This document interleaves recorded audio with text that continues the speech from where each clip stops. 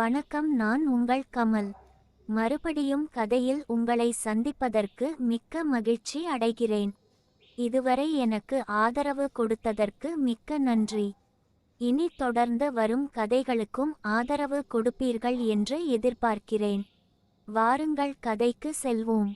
என் பெயர் முகிலன். நான் மிகப்பெரிய 5 ஸ்டார் ஹோட்டலில் அசிஸ்டன்ட் குக்காக வேலை செய்து வருகிறேன். தினமும் வீட்டிற்கு செல்வதற்கு லேட் நைட் ஆகிவிடும். தினமும் பேருந்தில் தான் சென்று வருகிறேன். இப்படி சென்று வரும் பொழுது ஒரு நாள் நல்ல மழை. பேருந்திற்காக ரொம்ப நேரம் காத்திருந்தேன்.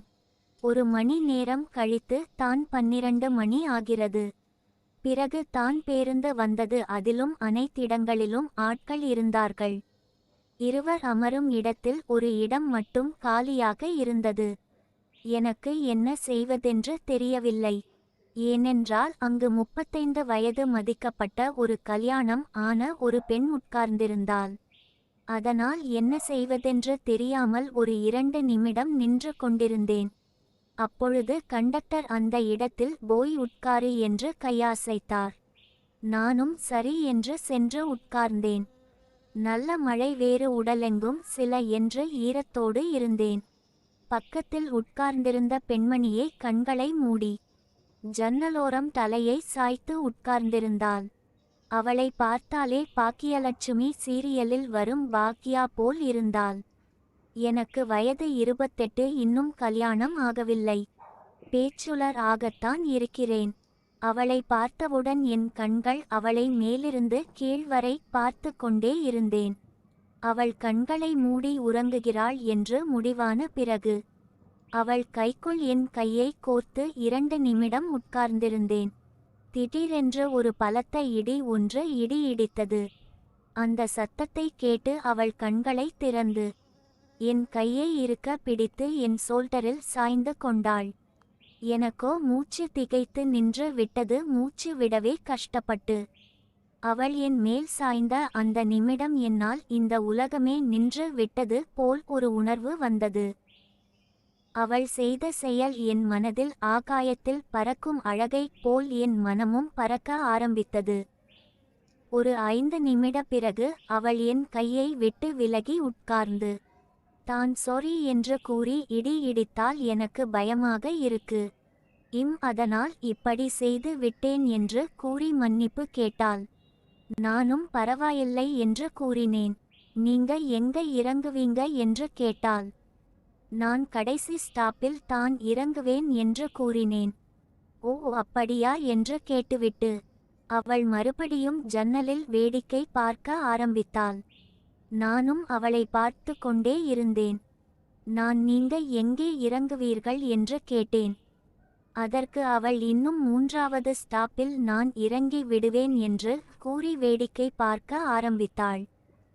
இப்படியே போய்க் கொண்டிருக்கும் பொழுது மழை பலமாக அடித்ததால் எங்கள் உடலில் சிலு சிலு என்ற காத்து அடித்தது. ஜன்னலை சாத்திய உடன் குளிர் அடங்கவில்லை. இப்படி இருக்கும் பொழுது மறுபடியும் ஒரு இடி இடித்தது. அவள் தேடுகிறேன் என்று என்னை பிடித்தால் நானும் எதுவும் கூறவில்லை. என்னை விட்டு விலகி அமைதியாக உட்கார்ந்து சிறிது நேரம் கழித்து அவள் கைகளை என் கைக்குள் அடக்கமாக பிடித்து கொண்டேன். அவள் என் கண்களை பார்த்து கொண்டே இருந்தாள்.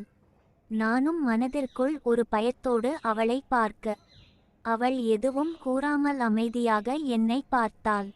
நானும் மனதில் தைரியத்தை வரவழைத்து கொண்டு அவள் கண்களை பார்த்தவாறு அவள் கைகளை என் கைக்குள் பிடித்து கொண்டேன். இப்பொழுது எங்கள் கண்கள் மட்டுமே பார்த்து கொண்டிருந்தது. கிட்டத்தட்ட 10 நிமிடங்கள் கழிந்தது. கண்டக்டர் அவர் இறங்கும் இடத்தை கூறினான். அவளும் சுதாரித்து கொண்டு நான் இறங்கும் இடம் வந்து விட்டது என்று கூறி எந்திரித்து படிக்கட்டு இருக்கு சென்று நின்றாள். அவள் என்னை பார்த்து கொண்டிருக்க நானும் அவளையே பார்த்து கொண்டிருந்தேன். அவள் இறங்கும் இடம் வந்தவுடன் இறங்கி ஓரமாக நின்றாள்.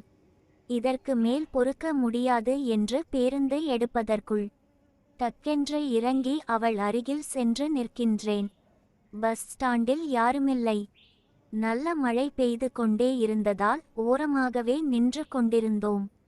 அப்பொழுது ஒரு கார் வேகமாக வரும் சத்தம் கேட்டது. ரோட்டில் தண்ணீர் தேங்கி நின்று கொண்டிருந்தது. அதை எங்கள் மேல் பட்டு விடுமோ என்ற தயக்கத்தில் அவள் என்னோடு சேர்ந்து நிற்க ஆரம்பித்தாள். இருவரும் 5 நிமிடம் அப்படியே நின்று கொண்டிருந்தோம். மழை வெட்டு மின்னல் அடித்தது. அவளும் தன் நிலைக்கு வந்து அவள் நகர ஆரம்பித்தாள். நான் அப்படியே நின்று கொண்டிருந்தேன். கொஞ்ச தூரம் சென்று திரும்பி பார்த்தால் அவள் பின்னாலே சென்றேன். அவள் முன்னே சென்ற 2 தெரு தள்ளி ஒரு வீட்டின் கேட்டை திறந்து உள்ளே சென்றாள். நான் கேட்டின் வெளியே நின்று கொண்டிருந்தேன். அவளும் தன் வீட்டின் கதவை பூட்டை திறந்து உள்ளே சென்றாள். அப்போதுதான் எனக்கு ஒன்று தோன்றியது. அவர் தனியாகத்தான் இருக்கிறார்கள் என்று.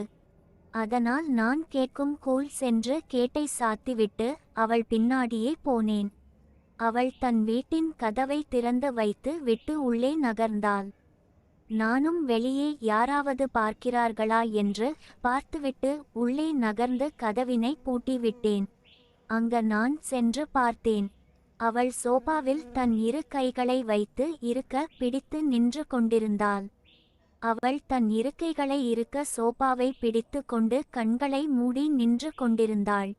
நான் அவள் அருகில் சென்று நிற்கலாம் என்று போக அவள் என்னை தள்ளி விட்டு கிச்சனுக்குள் சென்று தண்ணீரை எடுத்து குடித்துவிட்டு அங்கேயே நின்று கொண்டு இருந்தாள். நானும் என்ன செய்வதென்று தெரியாமல் 5 நிமிடம் நின்றுவிட்டு மெதுவாக அவள் அருகே சென்று ஒரு தயக்கத்தோடு நின்றிருந்தேன். அவள் சிறிது நேரம் என்னை எதுவும் பண்ணாமல் அப்படியே நின்று கொண்டிருந்தாள். ஆனால் அவள் போதும் விட்டுடு, என்னை விடு என்று கூறிக்கொண்டே இருந்தாள்.